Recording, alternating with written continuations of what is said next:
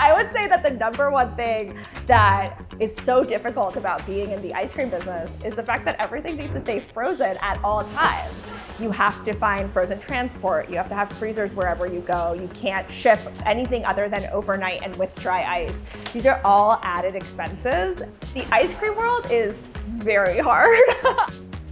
My name is Pooja Bavishi. I am 42 years old. I am the founder and CEO of Malai, and in 1 year, my ice cream business brought in about $3 million.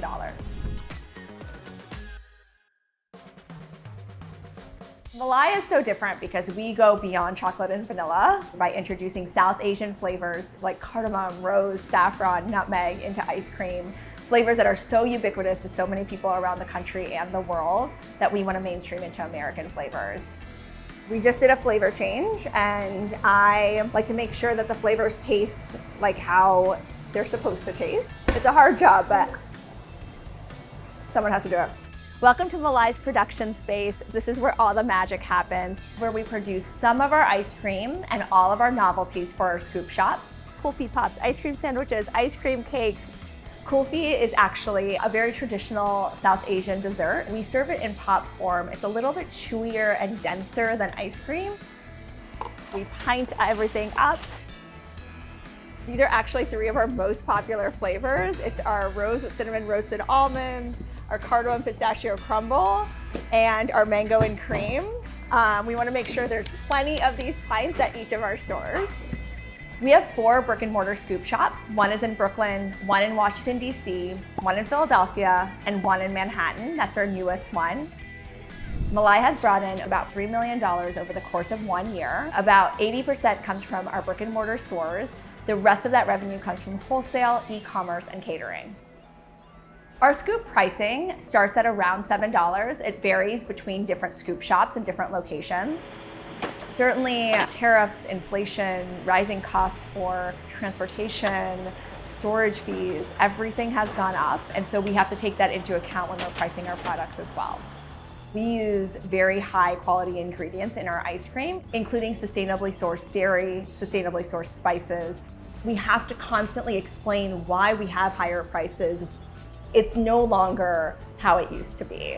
It's historically a lesser priced product, and it really recalibrated when our brand role models like Jenny's and Van Leeuwen came out, and they really turned ice cream on its head. They introduced really good quality ingredients, they made really good quality products, and they let smaller players like us come in and actually compete. I had always wanted a dessert business my entire life, since I was a child. I love the idea of being in the business of providing joy, and that's what desserts do.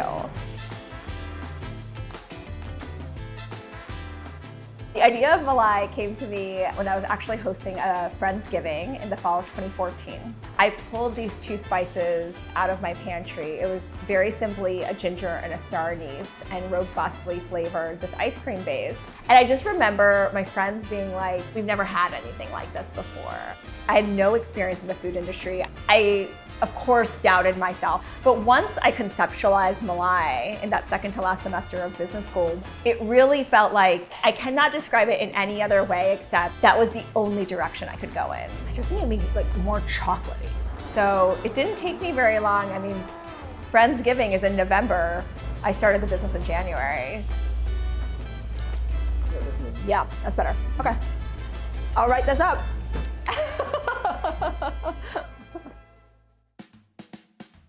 Malai means cream in North Indian languages like Hindi and Gujarati, but it figuratively translates to cream of the crop or the best of something. My family is from the northwest part of India called Gujarat, so I thought it was a very apt name for this ice cream company. We actually have our own proprietary blend of chai masala. My grandmother used to grind her own spices together to make our family's chai masala. This is what tastes like family to me.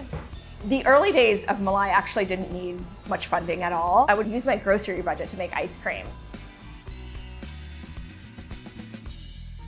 I needed to know exactly who my customer was, what they were looking to buy, what their buying behavior is, and who I'm catering to. If I didn't have that information, I had no viable business.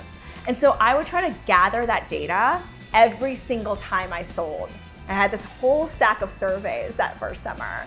And then at the end of that summer, it just so happens that a New York Times food writer walked by, and our first piece of press happened to be in the New York Times. That basically propelled other parts of the business.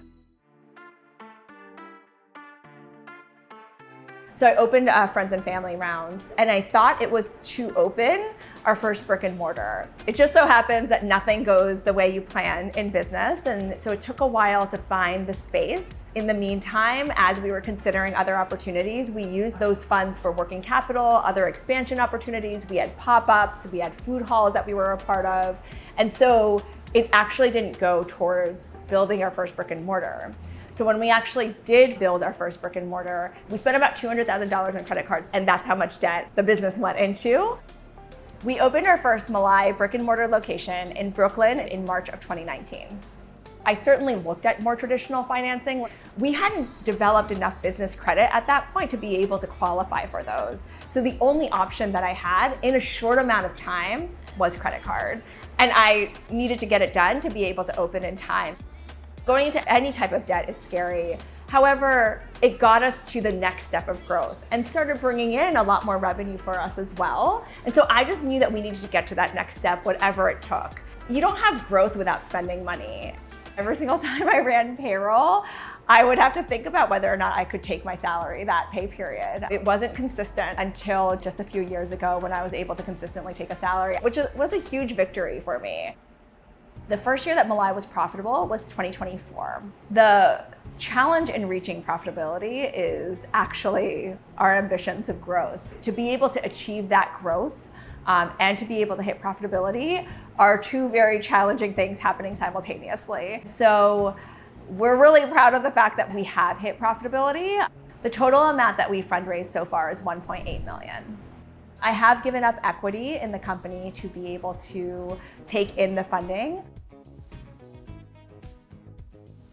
It's so interesting to think about 10, 11, 12 years ago, where I did not know anything what I know now about this world, about this industry.